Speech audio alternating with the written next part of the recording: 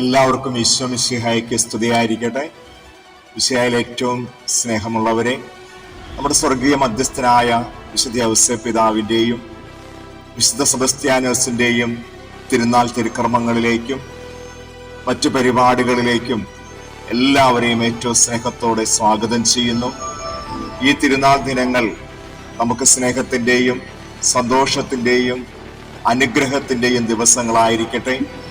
നമ്മുടെ ഓരോരുത്തരുടെയും വ്യക്തിപരമായ ജീവിതത്തിലും നമ്മുടെ കുടുംബങ്ങളിലും നമ്മുടെ സമൂഹത്തിലും ദൈവത്തിൻ്റെ അനുഗ്രഹങ്ങൾ ധാരാളമായി ഉണ്ടാകട്ടെ.